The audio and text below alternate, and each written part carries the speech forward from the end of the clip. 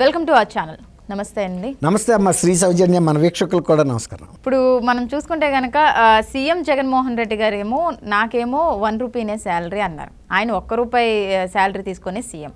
నిన్న చూసుకుంటే కనుక సజ్జల రామకృష్ణారెడ్డి గారు నాకు 14,000 మాత్రమే శాలరీ అన్నారు.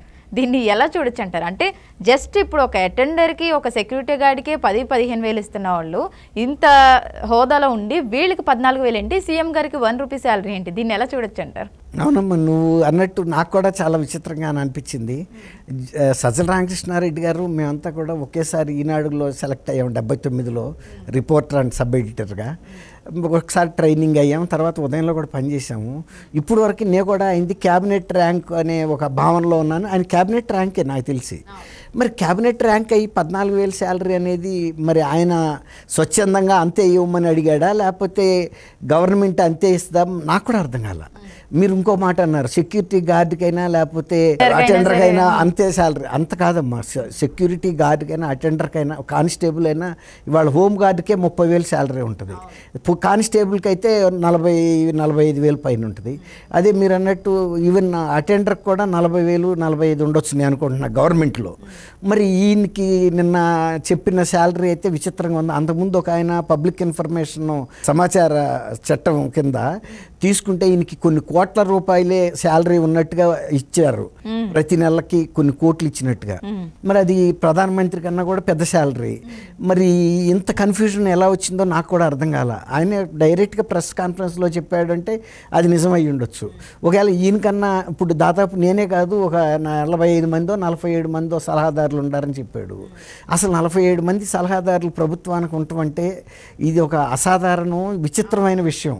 ఎందుకంటే ప్రతి శాఖకి ఐఏఎస్కి ఆఫీసర్స్ ఉంటారు, వాళ్ళు సలహా చెప్తారు. దాని కింద డిప్యూటీ జాయింట్ సెక్రటరీలు, అండర్ సెక్రటరీలు, అలా చాలామంది ఉంటారు ప్రతి అసిస్టెంట్ సెక్రటరీల దగ్గర నుంచి. అలాంటప్పుడు అసలు ఈ సలహాదారులు అనేది ఇంతమంది ఎందుకు ఉండాలో ఎవరికి అర్థం కాదు. తర్వాత వాళ్ళు ఇస్తున్న సలహాలు ఏంటో ఈ ప్రభుత్వం మరి ఇన్ని సలహాలు ఇస్తున్నప్పుడు ఈ ప్రభుత్వం ప్రతి విషయానికి కోర్టులో వెళ్ళి అక్షింతలు వేసుకుని రావాల్సి వస్తుంది కదా, సుప్రీంకోర్టులో కూడా. తర్వాత డీజీపీలు, సిఎస్, చీఫ్ సెక్రటరీలు వెళ్ళి హైకోర్టుల్లో నిలబడి గంటల తరబడి వాళ్ళు ఏ చట్టం చదవమంటే చదివి క్షమాపణ చెప్పి రావాల్సి వస్తుంది. ఇంతమంది బయట సలహాదారులు ఉండి ప్రభుత్వం ఇన్ని తప్పులు ఎలా చేస్తుంది, ఇన్ని తప్పుడు దావుల్లో తప్పు నిర్ణయాలు ఎలా చేస్తుందో మరి అర్థం కాదు. అంటే ఇక్కడ ఇంకోటి ఏంటి అంటే ఓన్లీ 14,000 శాలరీ తీసుకునే వీళ్ళకి మరి ఇన్ని వేల కోట్ల ఆస్తులు ఎక్కడి నుంచి వచ్చాయి? అవి వేస్ట్. ఆ తర్వాత అసలు ఇప్పుడు ప్రభుత్వం నిజానికి ఇదంతా కూడా ప్రజల సొమ్మే. కానీ ఒక సమాచార హక్కుల చట్టం కింద కొన్ని కోట్ల రూపాయలు ఈయనకి సంవత్సరానికి ఇస్తున్నట్టుగా వచ్చింది సమాచారం. ఆయన స్వయంగా చెబుతుంది 14,000 మహా ఉంటే ఏదో కారు అలవెన్స్ లేకపోతే ఒక పర్సనల్ సెక్రటరీ అలవెన్స్ లాంటివి ఏవో వస్తుంది అని చెప్తున్నాడు. అది దాదాపుగా అది వాళ్ళకి ఇవ్వాల్సే ఉంటుంది కదా పర్సనల్ సెక్రటరీ పెట్టుకుంటే. కాబట్టి జస్ట్ ఏదో ఒక నార్మల్ పర్సన్ తీసుకుంటున్నట్టు అదే నార్మల్ కన్నా చాలా తక్కువ. నిజానికి మరి ఆయన పగలు రాత్రి అర్ధరాత్రి అపరాత్రి కూడా ప్రెస్ కాన్ఫరెన్స్లు పెట్టడానికి అందుబాటులో ఉంటున్నాడు, ఒక కట్టు బానిసలాగా. ఇప్పుడు మామూలుగా అయితే ఒక టైం నుంచి ఒక టైంలో వెళ్ళిపోతారు ఐఏఎస్ ఆఫీసర్లు, 10ంటికి వస్తారు, 5ంటికో 6ంటికి వెళ్ళిపోతారు. మరీ అసాధారణమైన పరిస్థితులు అయితే ఎప్పుడన్నా అర్ధరాత్రి కొంచెం లేటుగా కూడా ఉంటారు, కానీ రేర్. ఈయన అట్ట కాదు కదా, ఎనీ టైం రెడీగా ఉంటాడు ప్రెస్ కాన్ఫరెన్స్ పెట్టడానికి, ముఖ్యమంత్రి గారి అభిప్రాయాలు వ్యక్తం చేయడానికి. మరి అలాంటప్పుడు ఆయన 14,000 అని చెబుతున్నప్పుడు నిజానికి ఈయనకే ఇంత పెద్ద సెక్రటరీ సలహాదారికి 14,000 అయితే మిగిలిన సలహాదారులకి 5,000 6,000 ఉండాలి, అంతే కదా. ఇప్పుడు మరి వీళ్ళ మీద కొన్ని 100 కోట్లు పెట్టినట్టు పబ్లిక్ సమాచారం ఇస్తున్నారు ప్రజా దీని కింద. మరి అట్లాంటప్పుడు ఈ డబ్బులన్నీ ఎవరు తింటున్నారు? వీళ్ళ పేరు మీద ఇంకెవరన్నా తినేస్తున్నారా? అందువల్ల ఒక వైట్ పేపర్ లాంటిది వేయాలి ప్రభుత్వం, ఎందుకంటే దిగిపోతుంది ఎట్లాగూ. అసలు మీ ఎంతమంది సలహాదారులు పెట్టుకున్నారు? ప్రభుత్వం చాలా పొదుపుగా నడపాలని చెప్తున్నారు. ఒకసారి షర్మిల్ గారును వాళ్ళ హస్బెండ్ బ్రదర్ అనిల్ కుమార్ వచ్చి ఏదో ఆయన్ని సహాయం చేయమని అడిగితే ఇది చేయటానికి వీలవదు, ఇది ప్రజలకు సంబంధించిన ఆస్తి, నేను ఒక ధర్మకర్తగా ఉంటాను తప్ప నేనేం చేయను అని అంటే వాళ్ళు అలిగి ఇప్పుడు నా మీద వ్యతిరేక ప్రచారం చేస్తున్నారని చెబుతున్నాడు. నిజంగానే ఒక చెల్లెల విషయంలో అంత స్ట్రిక్ట్గా ఉన్న వ్యక్తి నిజంగా సలహాదారులకి కొన్ని 100 కోట్లు వేస్ట్ చేశాడా అంటే మనం నమ్మలేం. కాబట్టి ప్రజలకు కూడా ఇది మీద సందేహాలు వచ్చినాయి. ఇప్పుడు నిన్న సజ్జల రామకృష్ణారెడ్డి గారు 14,000 మాత్రమే అని చెప్తున్నప్పుడు, కాబట్టి ప్రభుత్వం ఒక వైట్ పేపర్ వేయాలి. అసలు ఎంతమంది సలహాదారులు ఉన్నారు, వాళ్ళ పేర్లు ఏంటి, వాళ్ళకున్న అర్హతలు ఏంటి, వాళ్ళు ఎప్పటి నుంచి సలహాదారులుగా ఉన్నారు, ప్రతి నెల ఎంత శాలరీలు తీసుకుంటున్నారు, ఇప్పుడు ఒక్కొక్క వ్యక్తి మీద ఎంత ఖర్చు పెట్టారు, అది పెద్ద విషయం కాదు. ఫైనాన్స్ డిపార్ట్మెంట్ కంప్యూటర్ మీద షీట్ తీసి ఇవ్వగలదు. తర్వాత వీళ్ళు ఇచ్చిన సలహాలు ఏంటి, ఒక్కొక్క వ్యక్తి కనీసం అసలు ఏమన్నా సలహాలు ఇచ్చారా, వీళ్ళు ఊరికే శాలరీ రుణగ్రస్తంగా తింటున్నారా అనేది కూడా అనుమానాలు ఉన్నాయి. మీరు అన్నట్టు శ్వేతపత్రం విడుదల చేసినా కూడా అందులో కూడా అన్ని పర్ఫెక్ట్ గా ఉంటాయి అంటారా? అమ్మో, ఇట్లా లేకపోతే ఎవరైతే ఇచ్చారో రేపు అధికారి ఇంకొక ప్రభుత్వం వచ్చిన తర్వాత వెరిఫై చేస్తుంది కదా, అది వెరిఫై చేసినప్పుడు ఆ ఉద్యోగస్తుడు ఎగిరిపోతాడు. తర్వాత ఇప్పుడు స్కిల్ డెవలప్మెంట్ కేసులో చంద్రబాబు నాయుడు గారి మీద కేసు పెట్టారు కదా, ఇప్పుడు అలాగే ముఖ్యమంత్రి గారి మీద కూడా కేసు పెడతారు. ఈ సలహాదారులకు సంబంధించిన ఖర్చు విషయంలో చాలా వేరియేషన్ వచ్చింది, ఈయన ఇచ్చింది ఇంత, ప్రభుత్వం ఇచ్చింది ఇంత, కాబట్టి ఇందులో పెద్ద అవినీతి జరిగిందని కేసు పెట్టి అరెస్ట్ చేసేయచ్చు కదా, అది చాలు కదా ఎవిడెన్సు. కాబట్టి అంత తేలిగ్గా ఉండవు. ఏదైనా ఇచ్చినప్పుడు ఒకసారి ప్రభుత్వం నుంచి ఒక పత్రం బయటకు వచ్చిందంటే సంతకం పెట్టి అది ముఖ్యమంత్రి కూడా బాధ్యత వహించాలి. ఎందుకంటే ఆయన ఈ ప్రభుత్వానికి హెడ్.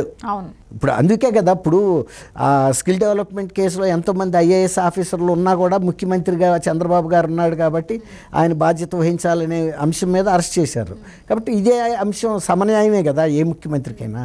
కాబట్టి అట్లాంటిప్పుడు అరెస్ట్ అవుతారు. కాకపోతే ప్రజలకు తెలుస్తుంది నిజంగా వీళ్ళు ఇంత సింపుల్ శాలరీతో పనిచేశారా సలహాదారులు. అంటే దీన్ని బట్టి చూస్తే మనం సీఎం పేదవారే, సీఎంతో ఉన్న నాయకులందరూ కూడా అసలు వాళ్ళ పేదవారే. అది సీఎం కూడా చాలా పేద ఆయనే. ఈ ప్యాలెస్లు లేవు ఆయనకి, తర్వాత విపరీతమైన కోట్లాది సంబంధించిన ఫ్యాక్టరీలు కానీ పబ్లికేషన్ హౌసెస్ కానీ ఏమీ లేవు. ఏ రోజు శాలరీ వస్తే ఆ రోజు భోజనం వండుకు తినేంత. అంటే 1 రూపీ శాలరీ వస్తే ఎట్లా సర్వైవ్ అవుతున్నారో నాకు అర్థం కావట్లేదు. అవును, అంటే ముఖ్యమంత్రి కాకముందే ఆయన చాలా డబ్బులు పోగు చేశాడు. అందుకే కదా అన్ని కేసులు ఉన్నాయి. దాదాపు 33 కేసులు సిబిఐ ఈడీ కేసెస్ ఉన్నాయి. దాదాపు 45,000 కోట్ల రూపాయల ఆస్తులకు సంబంధించి మరి ఆయన కాకపోతే కనుక నాది కాదు కేంద్ర ప్రభుత్వం తీసేసుకోవచ్చు అని చెప్పొచ్చు కదా.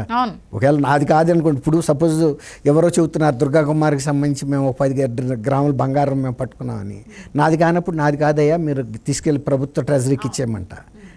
నాకెందుకు అపనింద?